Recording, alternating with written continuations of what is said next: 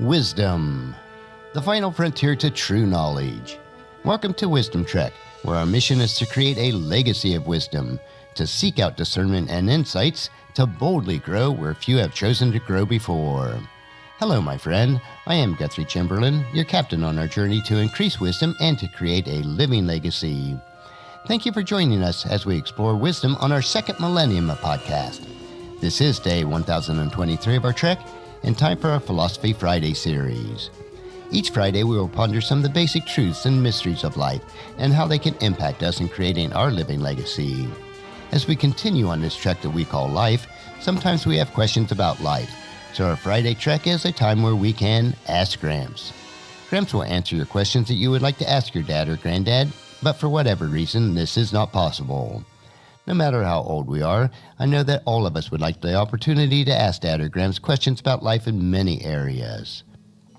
Understanding ourselves better and how others may interpret life through their paradigm will allow us to interact with each other with more love and compassion. This can be achieved by utilizing a profound tool called the Enneagram. The tool that we refer to as the Enneagram is a circle with 9 interconnected points. Ennea refers to 9 and gram refers to a drawing. Check out today or a prior week's Wisdom Journal for a representation of it. I have also included in today's Wisdom Journal a copy of The Enneagram at a Glance, which was compiled by Suzanne H. Eller. If you'd like a PDF copy of it, click on the link in today's Wisdom Journal located on our website at wisdom-trek.com. For additional insights, I recommend the book The Road Back to You, written by Ian Morgan Cron and Suzanne Stabile. It is an excellent book about the Enneagram journey to self-discovery from a Christian perspective. We have concluded our deep dive into the 9 personality types, which are the reformer, the helper, the achiever, the individualist, the investigator, the loyalist, the enthusiast, the challenger, and the peacemaker. 5 weeks ago, we began a series of episodes on type combinations. What are the potential relationship benefit and issues with each combination?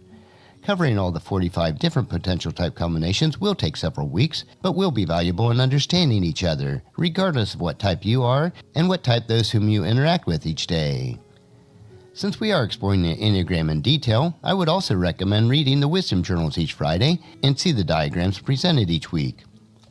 As helpful as the Enneagram is, though, keep in mind it is still only a tool and cannot replace nor usurp the precepts that are found in God's Word. We are personally responsible for all decisions and actions that we make in life, and they must be in harmony with God's precepts.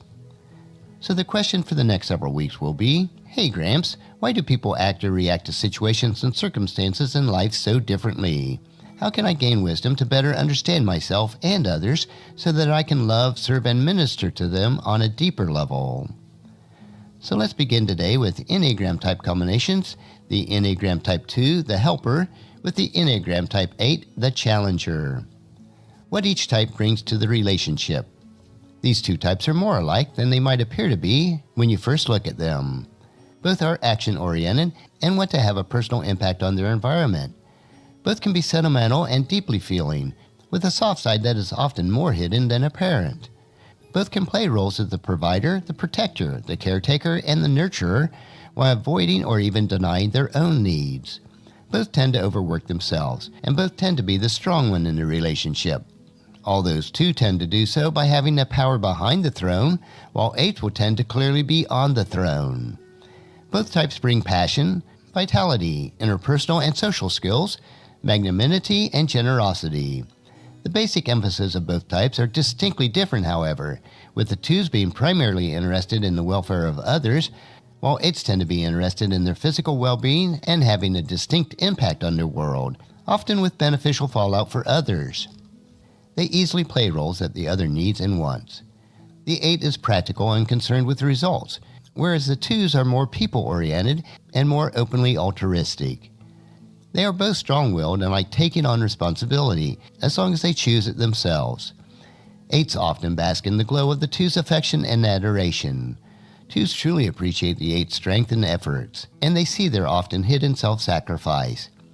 Both see each other's noble qualities and can be each other's staunchest supporters and admirers.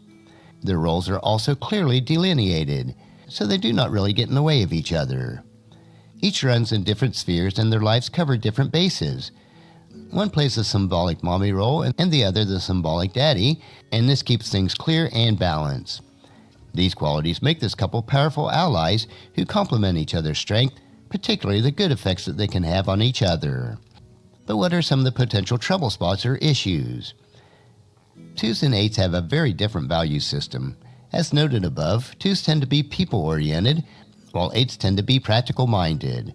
Their interpersonal styles are also very different, with 2s tending to be more empathetic and indirect, and 8s being more direct and independent. Even average 8s tend to become proud of their resolutely unsentimental way of dealing with people and situations, while average 2s become highly attached to people and over-solicitous about their needs. 2s tend to see things from the points of view of others, while 8s do not. They see things from the point of view of their own self-interest, feeling that others need to learn to take care of themselves, lest they become weak and ineffectual. Thus, in a relationship, 2s and 8s have very different ideas about where the other people fit into the picture, including their own family. Both types tend to move in opposite directions and have increasingly opposing views about how to treat other people. 8s become more hard-hearted and confrontational, while 2s become more possessive and self-sacrificial.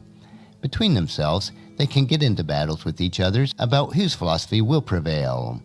Rather than feeling rejected or lose a key relationship, however, 2s can get caught up in codependent relationships with the 8. The 2s can become an apologist for the 8's bad behavior, enabling them, thus encouraging 8s to continue in their antisocial and self-destructive habits. Thus, this couple might not break up as quickly as some other pairings would, although they can drag each other down without seeing their mutual trap. Ultimately, 8s will lose respect for 2s, finding them insincere and manipulative, while 2s lose respect for 8s, thinking them to be cruel and domineering. Both can become coarser and more controlling if this continues, with overtones of stalking and paranoia, fears of betrayal, and acts of revenge. Next, let's move to the next type combination, which is the Enneagram Type 2, the helper, with the Enneagram Type 9, the peacemaker. What each type brings to the relationship. Enneagram 2s and 9s are similar in a wide variety of areas and reactions.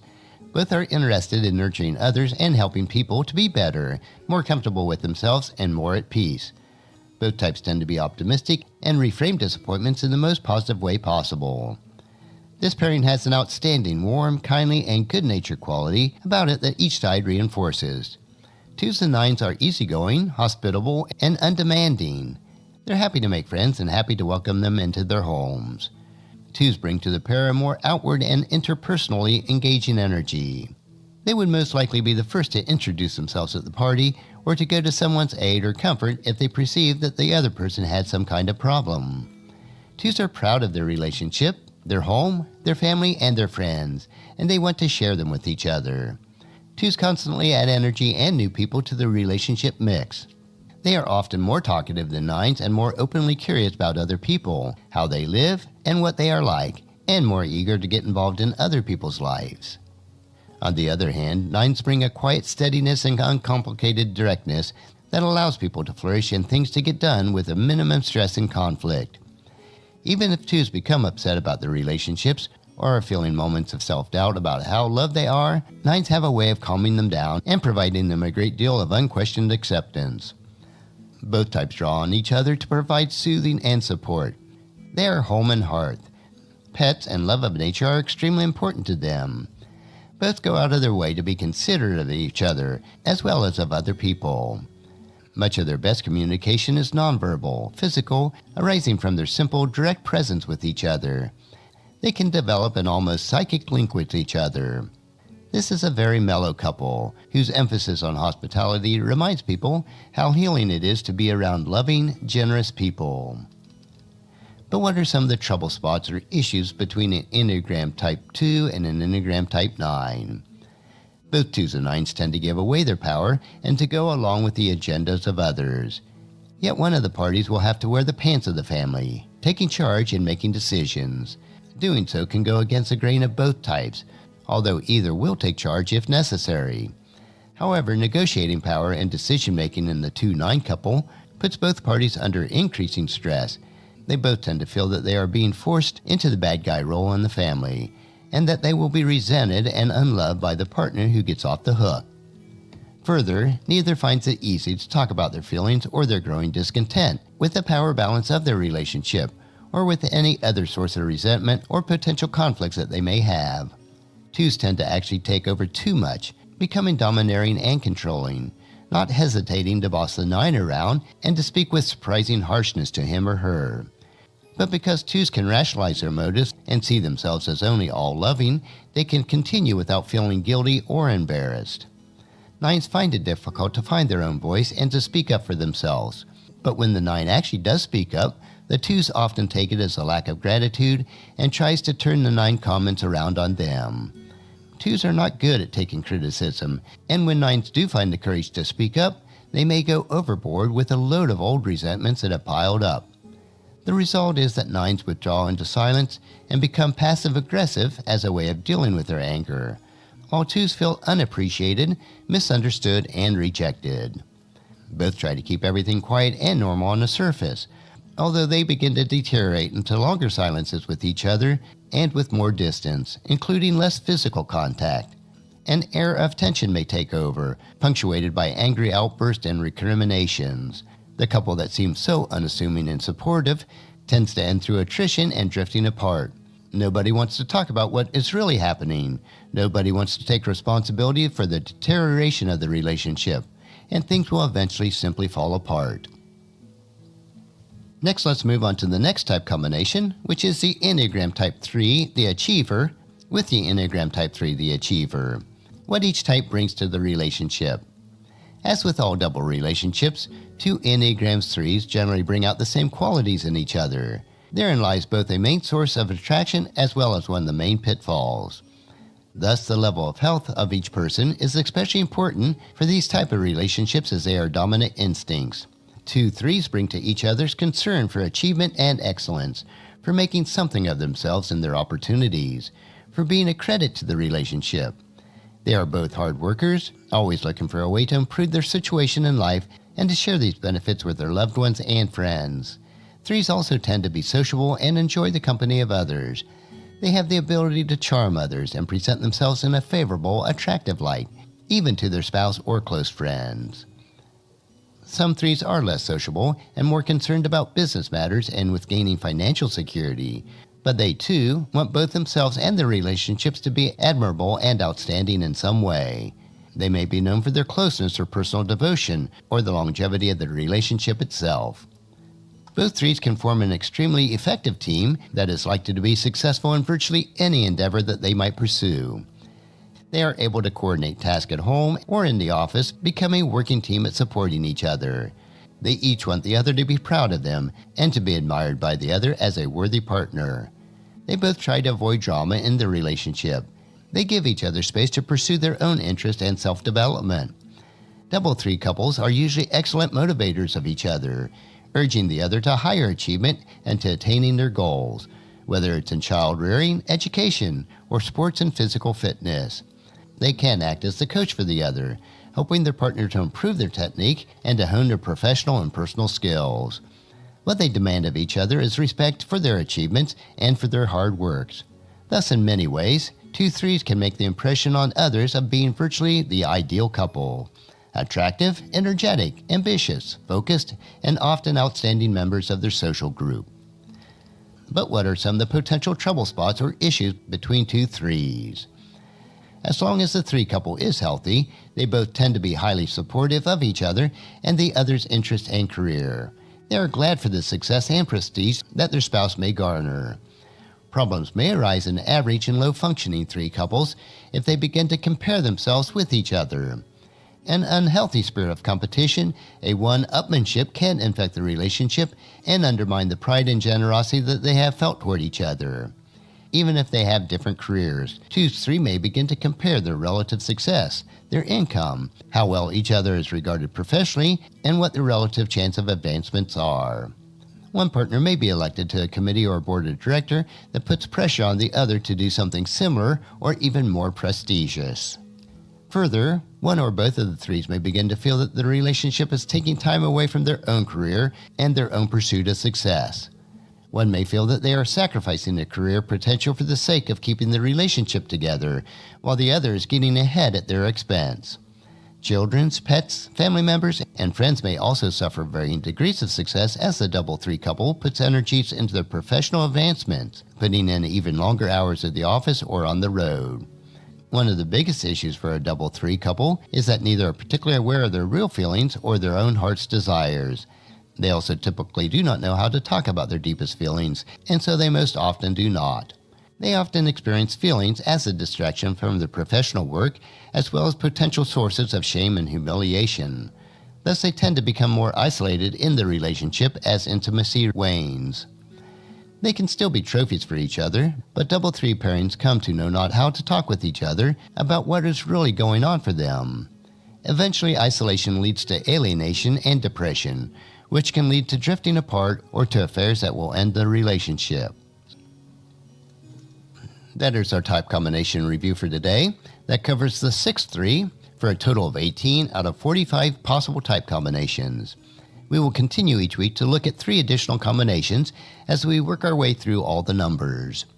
Regardless of your personality type and the personality types of those whom you interact with, either in person or online, we must follow God's word as we are told in John chapter 13, verses 34 and 35. So now I am giving you a new commandment. Love each other. Just as I have loved you, you should love each other. Your love for one another will prove to the world that you are my disciples. And also in Hebrews chapter 10, verse 24, let us think of ways to motivate one another to acts of love and to good works. Join us again next Friday as we explore further the Enneagram on our Ask Gramps episode. We will continue to explore type combinations and how best to maintain meaningful and productive relationships with each other. The information that we will discover will allow you to unlock who you are as we travel on this trek of life and discover more about yourself and others as you impact God's kingdom. I know that you'll find these insights interesting, practical, and profitable in living that rich and satisfying life. Our next trek will be Motivation Monday, where we will help you to reflect on those most important areas of life. So encourage your friends and family to join us, and then come along with us on Monday for another day of Wisdom Trek, Creating a Legacy. If you'd like to listen to any of the past 1,022 daily treks or read the associated journals, they are all available at wisdom-trek.com. And I encourage you to subscribe to Wisdom Trek on your favorite podcast player so that each day's trek will be downloaded to you automatically. And thank you so much for allowing me to be your guide, your mentor, but most importantly, I am your friend as I serve you through the Wisdom Trek podcast and journal. And as we take this trek of life together, let us always live abundantly, love unconditionally, listen intentionally, learn continuously, lend to others generously, lead with integrity, and then leave a living legacy each day. I am Guthrie Chamberlain, reminding you to keep moving forward, enjoy your journey, and then create a great day every day. See you on Monday.